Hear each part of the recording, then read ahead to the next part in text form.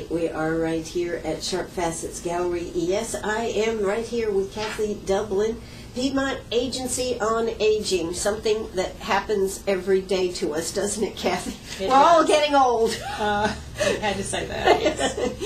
Well, you know, it's great, though, to have an agency that deals with all the issues, and of course they have not only Meals on Wheels, but a lot of different issues that you all address too, don't you? We do. What are some of those? Right. Some of the services that we offer in addition to Meals on Wheels, and that's really the heart of our organization.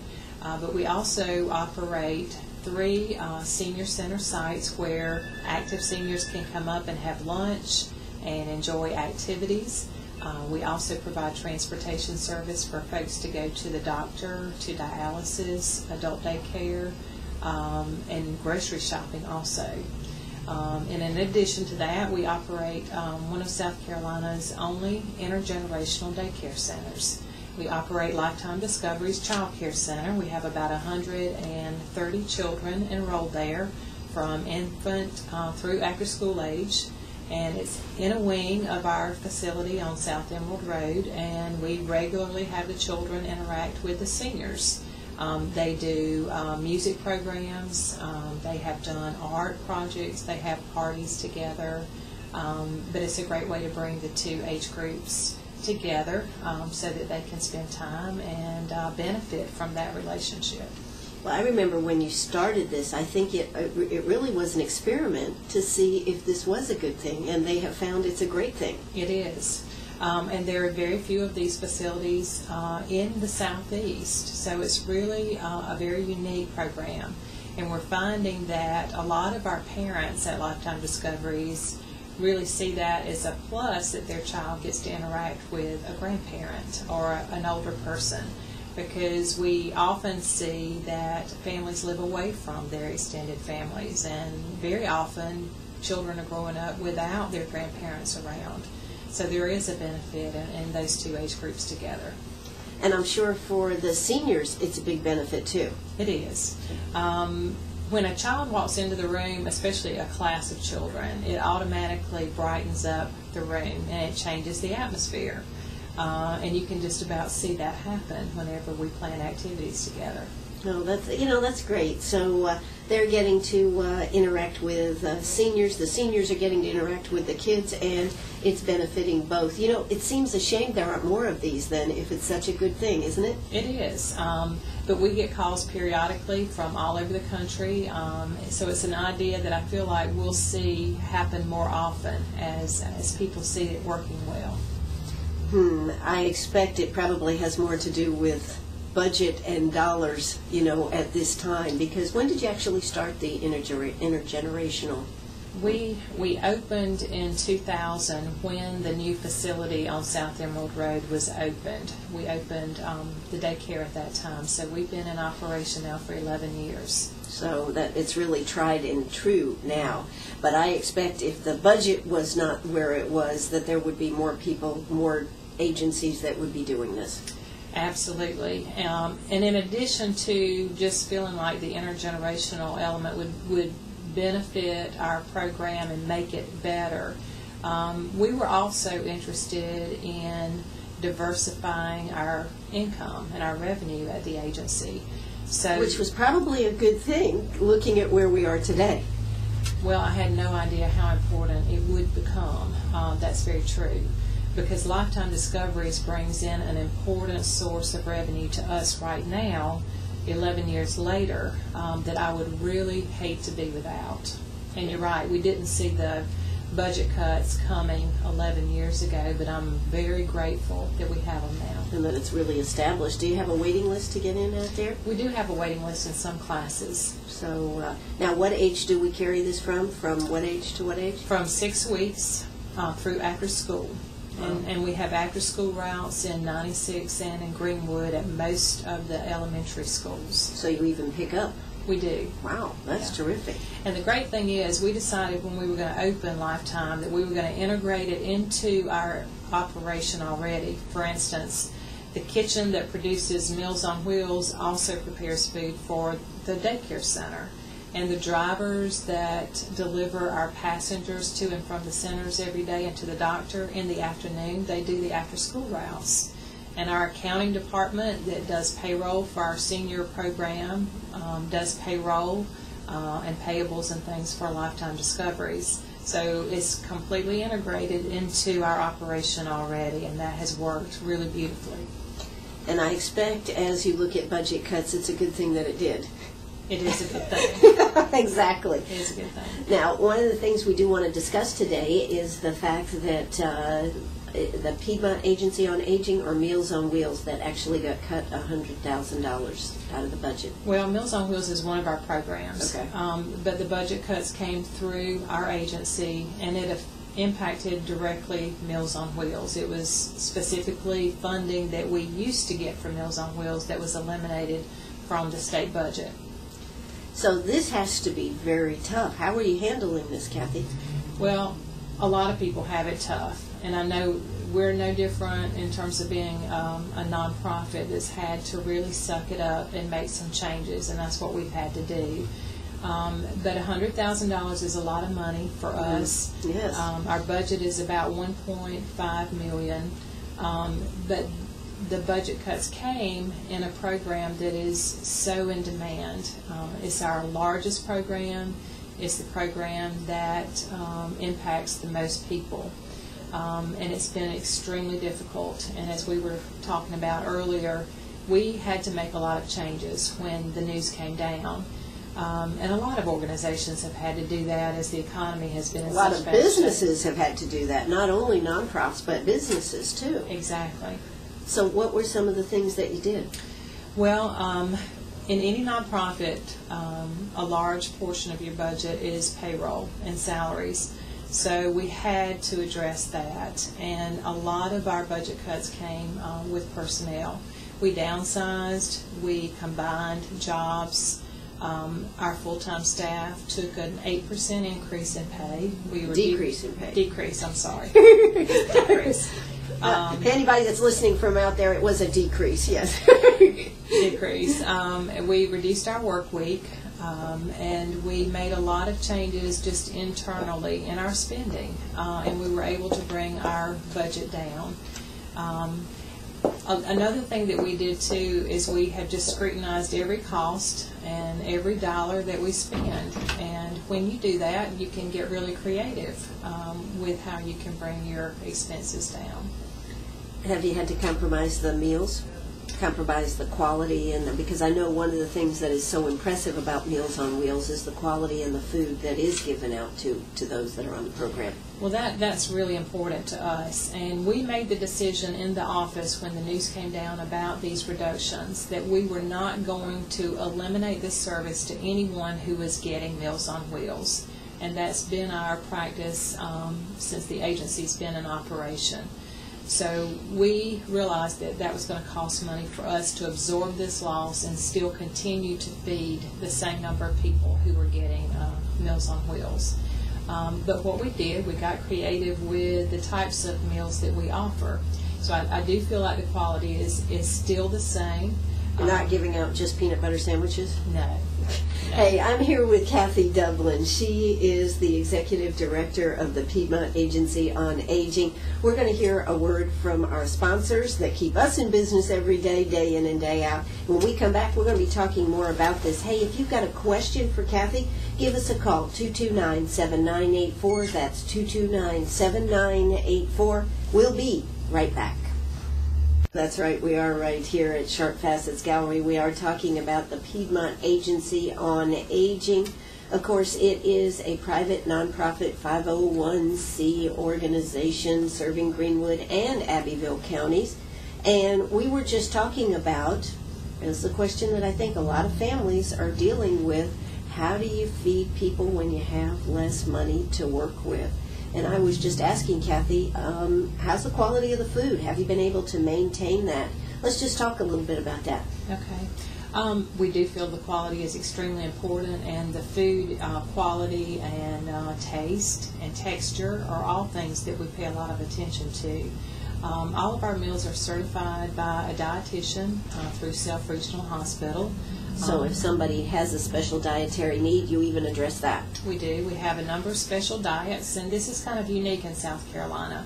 A lot of the meals that are served at senior centers throughout South Carolina are done through large catering companies. There's only a handful of counties in South Carolina where they operate their own kitchen. So Greenwood and Abbeville is very unique in that aspect. But we do offer diabetic meals, no added salt meals. For those who have trouble chewing food, we have pureed and ground meat meals also. Now, I want to ask you, why is Greenwood and Abbeville 96, why are we so lucky to have this type when you just said that other areas have large catering companies bring in the food? Well, I think it was the vision of Lila Hanley, who was the director for the agency back in the early 80s. And it was her foresight, I believe, to want that for this area. So she took steps at that time to establish a kitchen, and we are benefiting from it now. Sure. Because logic says that would be actually probably even more economical just to have somebody that already is cooking all the time to do that. Absolutely. And I hear all the time from colleagues in other counties who have food that's served, and very often it's transported 4 to 6 hours to their area. And Can't be that good. No, it does impact the quality of the food. So I feel like quality is definitely a strong point for us. But we were talking about how we've made adjustments in the kitchen, and we've done that through a number of different avenues. We have a great kitchen manager, Lynn Cockrell, and Lynn is very good at bargaining with food vendors, and she will pit one food vendor against another for the best price on chicken, the best price on other staple products that we use quite a lot of. So she can really get the best value and the best price. So she's a deal maker. She is a big deal maker. That makes a big difference. That's a big part of her job, and she takes it very seriously. And we have great staff at the agency, and they are really good at what they do. And one thing I hope to always instill is that you spend the agency's money just like it's your money. And we talk about that a lot at the office, and they do that. And it makes a big impact for us overall. But another thing we've done this year in our meal service is that we have given our seniors the option of having a hot meal or having a boxed meal. The boxed meals are a relatively new program that we have. And we have basically a grocery box of fresh fruit, a loaf of bread, some canned soups and stews, some sandwich meat, breakfast bars, juice, chips, and we have a menu, and they take this box of groceries, and it gives them how to put the components together to provide them enough food for the week. And the benefit of this is that they have the flexibility to eat those meals whenever they choose to. Sure. Because when the hot meals are delivered, they're delivered at a certain time every day, and you have to sit and eat it at that time. Sure. But the boxed meal offers them probably the flexibility to have that meal at breakfast or to have it at supper, if that's what they would rather do. But the benefit for us, and what we've had to do with the cutbacks, the cost of the agency to provide a boxed meal is almost half of the cost of providing that hot meal every day. So we were really surprised to see that. And it also saves the cost of transporting that meal to the Because client. you take those once a week, is that correct? That's right, or once every 2 weeks. So we do have the benefit of conserving those transportation costs as well. So that's been one of the internal changes that we've made. But again, we do have some very frail seniors who are at home, and they don't have the physical ability to get the box meal program and put those meals together themselves because they're not physically able to do it. So those folks really have to have the hot meals. But those that are able to do it, many times they enjoy the box meals more. Sure. Well, it gives them that independence It feature does. of being able to do it. But, one of the things I think about the hot meals, and we've talked about this with Tracy before and everything, is quite often the person that comes in, and these are usually volunteers, they may be the only contact that person has with somebody, and that's what makes part of Meals on Wheels, I think, so terrific. It's extremely important. We had a situation that happened just in the last month. A volunteer came in to deliver a meal, and they found the senior in bed. The senior was disoriented, and the volunteer could sense immediately that something was wrong. So they called 911, and the senior was transported to the hospital and needed medical care. And that's not unusual for us to have that happen. But that volunteer, you're right, is a person who comes in and checks on them every day, and also very often may be the only person that they see. So that contact, I won't say is as important as the meal itself, because those meals often relate to physical stamina and just important nutrition. But that visit cannot be underestimated either. Absolutely. And, I think that is so important, not only for the person that's getting the visit, but for the family, because so many times you have family that doesn't live in this area and they can't be there every day. And I know that assuages their conscience to know that somebody is going by and checking on them. Absolutely. So it's a win-win situation when it comes to Meals on Wheels. Now, just for the record, do you have a waiting list, or can anybody get on this list right now? All right, one thing that happened when the cutbacks came down from the state, we did keep everyone that was on the service but we have not been able to add additional seniors to the program for some time now. And we don't add someone until we know for certain that we can provide that meal service for them indefinitely. So we have a waiting list for one of the first few times in the agency's history.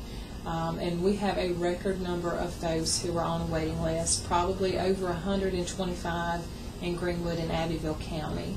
Wow. And that's huge. bad. Yeah, and it is huge. And these folks are at home. Many of them are.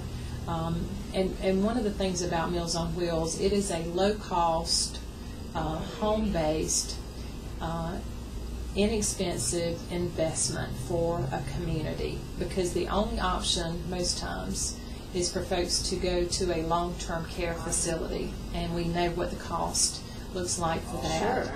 So we play an important role in the community, and we need support in order to reach the growing number of people that need this service. Not only that, most seniors, if they're capable of staying at home, they would rather stay at home than go to a long care facility, even if cost wasn't the issue. Absolutely. I mean, all of us want to be at home around our things and our family and our Sure. neighborhoods, sure. So now, how many people are on the waiting list right now, Kathy? Probably over 125 right now.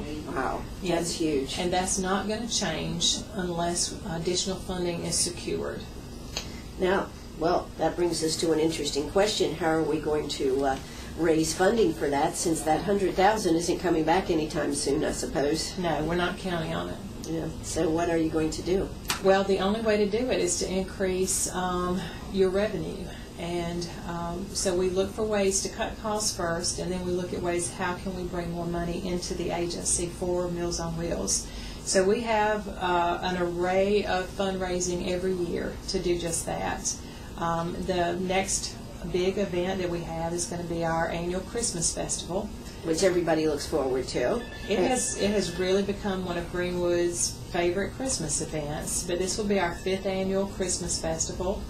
Saturday, November the 19th, from 5 to 8. From 5 to 8. And you know what? When we come back, we're going to be able to spend some time talking about that, some of the other events they have coming up, and how you can get involved and help out with Piedmont Agency on Aging. I think probably particularly Meals on Wheels, since that's what everybody always recognizes when we talk about Piedmont Agency on Aging. Hey, you know what? It is about time for us to hear a word from South Carolina News. Right now, right here in the fair city of Greenwood, it is 58 degrees. Let's hear the news, and we'll be back.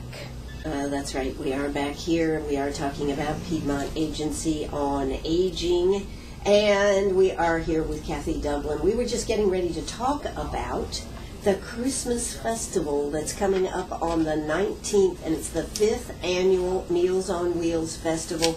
Kathy, what all is planned this year?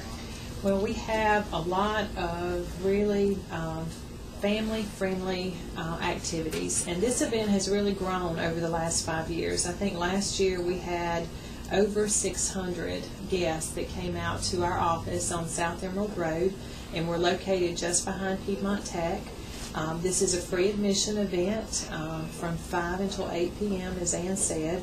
But a lot of things go on, and we have different activities set up all over the property. We have a live nativity this year, and we have... That is a lot of fun, and I have seen this in past years, how some of the kids get involved in it. It can actually be, it's a live nativity, but it can also be kind of humorous.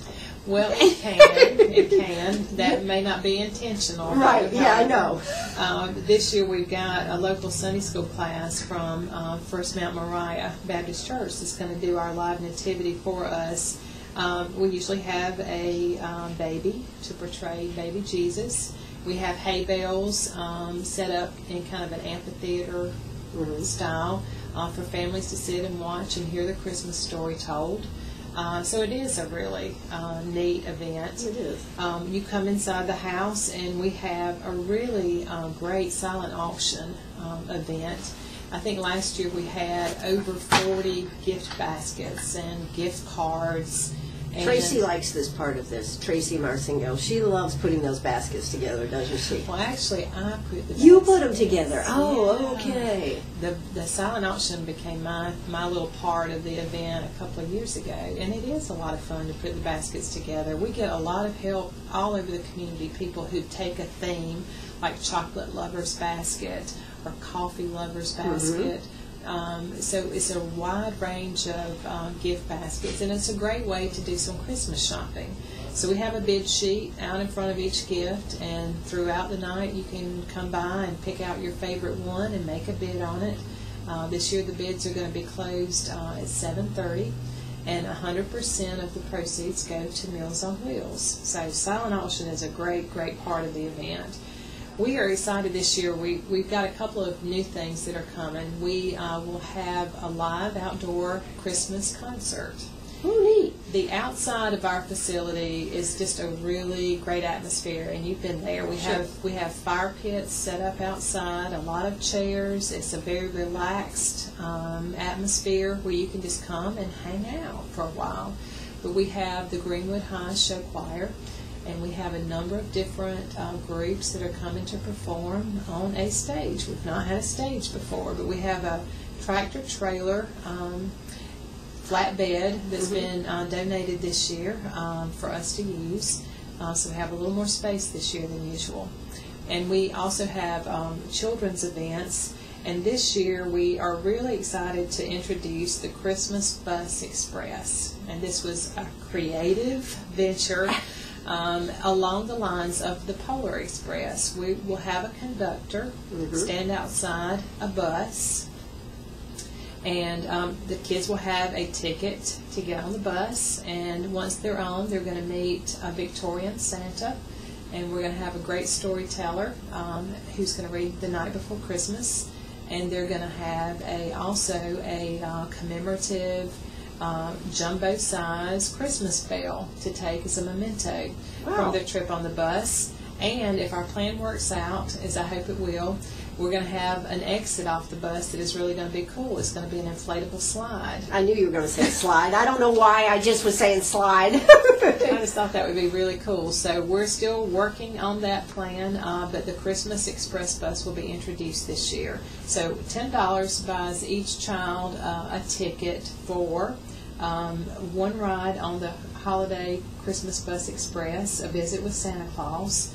We have hair painting that will be part of that ticket, a hot dog and a drink for the kids, and also s'more making. They're going to get a packet with the graham cracker, the chocolate, and the marshmallow, and they can make their own s'more as well. Wow. Right out there at the fire pit there. Right out there at the fire pit, and there also will be an outdoor inflatable obstacle course, and they have unlimited rides on that. So $10 value. What a bargain. It is a bargain, and the kids love it, and we have a great turnout with the kids for that event. But those are the big parts of the event this year. We have a great turnout from the community, and we hope that everybody will come out this year. Absolutely. It is a lot of fun out there. It's going on from 5 to 8 out there on Emerald Road. Oh, I forgot something really important. What's important? Okay, a taste of Christmas. Oh, we're going to have food, too, for adults? Yes. Yes. And oh, I'm glad I didn't forget that. Okay. A Taste of Christmas is a ticketed event. It's part of our Christmas festival. And people that have come before, this is like their favorite part of the whole thing. For $10 to enter the Taste of Christmas this year, Kim Harrison is our cook, and she's done this event for the last 5 years. She's going to be making Christmas meatballs in a cranberry glaze, a holiday beef carving station, our famous tomato pie with zucchini relish, shrimp and grits, homemade pralines, assorted desserts, and those will include hand-dipped, chocolate-covered cake lollipops. So that's interesting. Yeah. And shrimp casserole also. So you get your $10 ticket for Taste of Christmas. 100% of that donation goes to Meals on Wheels, and you get to come in and sample all of these delicious foods. Wow. That sounds great. Hey, you know what? This is going on November 19th. It is from 5 to 8 p.m. It has been going on for 5 years, and every year you add something new to it to make it even more exciting. You know, not only that, the smell. When you walk in there, it smells delicious. It is. And we also have a gingerbread house exhibit, and those are great smells too. Yes. But that's the whole point. We want families to come and really get a sense of kicking off the holiday season with us. Absolutely. And you'll be helping a great organization that really needs your help. And, you know, I think that's why, you know, you have such a great staff that puts this together. It's a lot of work. But you know what? When it's all put together and after it's all over, I know you have to say, hey, this was worthwhile. It is, yeah. We make a lot of friends with this event, and we make money also, but it's also a friend raiser, and it gets people in our door, and they learn a little bit about what goes on at our organization. That's right. So put this on the calendar, November 19th from 5 to 8 p.m. out there on Emerald Road. You won't want to miss this event. Regardless of all the other things that are going on that day, put this on your calendar for 5 to 8. You'll be glad you did. Hey, I tell you what, we're going to hear a word from our sponsors. When we come back, we're going to be talking more with Kathy about how you can get involved, how you can help out, and what the great benefits to you are for doing that. Hey, I'm Ann Eller right here at Sharp Facets Gallery on the 72 bypass. Right now it is 59 degrees right here in the Emerald City. And while we've got a second, let's check the price of gold, because gold was up this morning, folks. Let's see what it's doing right now. That would be great to know. Oh, check it out. Coming up here in just a second, the price of gold. Do you have gold? Well, if you do, you want to make sure you bring it right here to Sharp Facets Gallery. Right now, the price of gold is popping away from me. I think about $1,736. Gold is up, folks. Take advantage of it. Yesterday it was down. Today it's up. You never know what it's going to do. Silver right now, $34.16. Hey, let's hear a word from our sponsors, and we'll be right back. All right, and yes, we are back here. We're talking to Kathy Dublin, and we've been talking about the great kickoff for the 5th annual Christmas festival coming up 5 to 8 on the 19th. You don't want to miss it. We did have somebody call in, Beth Hicks. She goes, will you have the train again? Well, this year we're excited about the Christmas Express bus. So this is going to replace the train that we've done the last few years. And we do like to change it up and keep it a fresh event. So we will be doing something different, but I don't think anybody's going to be disappointed when they see the bus. And this is only for kids? We're not going to discriminate because of age. That's good to know that the Piedmont Agency on Aging is not discriminating on age, Kathy. That's great. All right, I just wanted to check. So if I want to come out there and get on the bus, you'll let me do it if Absolutely. I pay my $10? You give us $10. Okay. Okay. All right. Well, we are talking about that. That's coming up on the 19th. Now, of course, you know, we talk about fundraising. We talk about raising money. I understand you actually are right in the middle of your big fundraising campaign. I know you send out letters, and people, of course, can send back in. But for those maybe that aren't on your list, that are listening and saying, wow, this really is a great cause, what can they do, Kathy? Well, the most important way that you can help right now is to send a financial gift to us. And you can mail that into Piedmont Agency on Aging or Meals on Wheels. And it's P.O. Box 997, Greenwood, South Carolina, 29648. And if they want to give you a call, though, they could call you too, I presume, and talked about giving a gift too, couldn't they? They can. And we are on the web on PiedmontAOA.com, and there's information there as well. Or you can call our office at 223-0164. So, however you can give. And, I think this falls in that category. We've talked about this before. Sometimes we think that, you got cut $100,000. Well, is my $10 going to make a difference, Kathy? It absolutely will make a difference. But sometimes I think we don't think it will when you're looking for big dollars like that. But go ahead and just discuss, the fact that $10, how many meals does $10 do? Well, $10 would actually provide at least 2 meals to a homebound senior. So every donation is important to us, because when we combine all of those gifts, it makes a big difference. And we actually put that on all of the letters that go out in the community. Each fall we probably send out close to 5,000 letters in Greenwood and Abbeville County. And I think one of the last things that we put on there is any donation, large or small, is needed. So we realize that some of our donors can be very generous to us, and they are. But we also have a number of friends in the community that regularly send us $10 checks or $25 checks, and those are equally important to us. Absolutely. So, when you talk about the fact that you have 125 people on the waiting list, you don't have the funding to be able to add them. And I think it's really commendable, Kathy, that you have been able to say those that are on Meals on Wheels will stay on Meals on Wheels, because it's been tough. Now, you told me before we started the show that one of the things that has impressed you and your staff out there is the local giving has remained the same, even though you haven't gotten that money from the state. That's pretty terrific, isn't it? It is terrific, and we have been extremely blessed by the generosity of this community. And we have been here for many years. The agency is actually celebrating its 40th anniversary in 2011. And I believe that the community looks at the work that we do. They feel like we do a good job. And that their money is used wisely. And we try to be a very good steward of every gift that's given to us. And we scrutinize costs and make sure that every dollar that's donated is spent exactly how it's intended. But we have broad support in Greenwood and Abbeville. I hear a lot of counties in South Carolina where the senior center delivers most of the meals that go out in their area.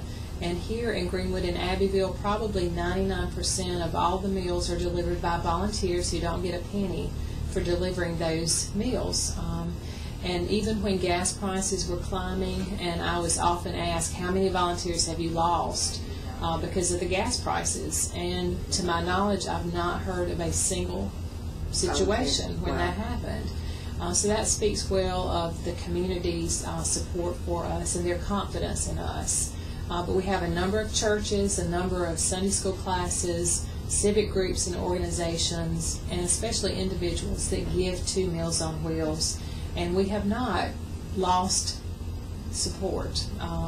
You're very blessed. Very blessed to be able to say that, because I know in other areas they are not as blessed. But I think it goes to that personal attention that you and your staff and everybody that's involved goes to with that. I mean, there is tangible results. You can see what your money goes for with Meals on Wheels, and I think that's terrific. Thank you. Absolutely. Now, you have Thanksgiving's coming up here real quick, and of course one of the big events is when everybody goes out and takes Thanksgiving meals. Why don't you tell us a little bit about that while we've got some time? We do. We've been delivering a traditional Thanksgiving meal for many years now. We do the turkey dressing, usually green beans, sweet potatoes, or macaroni and cheese, and pumpkin pie is never left off. But we have a number of families and volunteers. Yeah, I need some. Okay, go ahead. We have a number of families and volunteers that this has become their tradition. Every Thanksgiving is part of what their family does together. They come and pick up their route and they deliver those meals before they go home and enjoy Thanksgiving dinner themselves. In fact, we are fortunate enough that we usually have a waiting list for people who want to deliver on Thanksgiving Day. We've had to turn people away who want to Unbelievable. do that. That's a great problem to have. So I would encourage you, if you're interested in that particular holiday meal, to call now so that you're guaranteed the opportunity and the blessing that goes along with it to deliver that meal to someone on Thanksgiving Day. But we need volunteers throughout the year. Sure. So those are always needed. And if you have an hour a week to deliver a route, then we need your help. And you can call our kitchen at 223-2233 to get hooked up with Meals on Wheels route. We also need volunteers to work in the kitchen, slicing desserts, wrapping bread, bagging fruit, those kinds of jobs, pretty easy jobs. And we also need volunteers to help with our box meal program, because that's an assembly kind of a project, and it takes up a couple of hours every couple of weeks that we do those. So if you have just a couple of hours a week and you have a particular interest in that, then we could use your help. So call 223-2233 and we can hook you up in any of those areas. You know, one of the other things that's really neat about the delivery service is that it's great for a group, you know, to be able to have, whether it's an office group or a Girl Scout, well, Girl Scout, not really a Girl Scout, but they're a little young, but to have a group that can deliver this so that it breaks it up, so you don't have to do it every week. That this is a good way to work it. That is very true, and we do have some groups that do exactly that, and also some churches, and they rotate the route within that organization. We'd love to have more businesses involved that let their employees come out just for that week, and they can rotate it among their staff. But it's a great way for their employees to really give back in the community. Sure. So if you would have an hour a week, right, and whether it's you or somebody in your office or in your group, give them a call out there, 223-2233. That's 223-2233. Give them a call. Sign up. It's one of the most rewarding things that you will do as far as connecting with somebody that really looks forward to seeing a person, and you may be their only contact. So sign up to do that. So you still have some space, I guess, on Meals on Wheels. Is that what you're telling me for Thanksgiving Day? People are still signing up? Right now. Right now. So if you want to do it, call this week to make sure. Just to make sure. Yeah. You know, I think that would be a great thing to do, particularly because then you go home and you really have something to be thankful for. Absolutely. And this is a great way for kids to see what it takes to be an adult in the world here. Absolutely. I don't think there's anything more valuable you can teach your child than the importance of giving back. You're right. You are absolutely right. Now, do you have anything else coming up between now and the end of the year as far as events? Just the holiday gift bag project also. Every Christmas, we want to make sure that every Meals on Wheels senior gets a Christmas gift. You'd be surprised, even in our community, that there are some that may not get a single gift at Christmas. So we get a large holiday gift bag, and we get the brighter the better. We stuff it with tissue. And there's a number of items that we like to collect, and you've got the list there. Everything from Kleenex to toothpaste to toothbrushes, lotion, soap, washcloths, coffee, tea, candy, notepads, pens, white cotton socks, and medium Christmas gift bags. And you can take those things, I guess, between now, really, and December 16th. Where do they take them? And you don't have to buy everything. You can just buy some of these items, because then you have a big stuff the bags, right? Exactly. It's a big assembly project also. And you can pick one of those items if you want to get a large bag of soap bars or a large bag of hard candy. This year we're adding a couple of things. A 2012 wall calendar. We'd like to provide those to our seniors. A thermal lap cover would be great. A polar tag, that was the word I was looking for. Word finds and crossword puzzles, those are always appreciated as well. So any of those things, we're just collecting them, and then we're going to put the bags together and deliver them just before Christmas. Well, that's terrific. We'll be talking about it on the I Love Ann show, so you will be able to add those other things to the list, and I'll make sure it gets out there. This is WLMA right here in Greenwood. Kathy, thanks so much for coming out and sharing with us some of the things going on with Meals on Wheels. Thank you, Ann. All right. We appreciate it very much. Y'all have a great afternoon. This is WLMA right here in Greenwood. Bye-bye, everybody.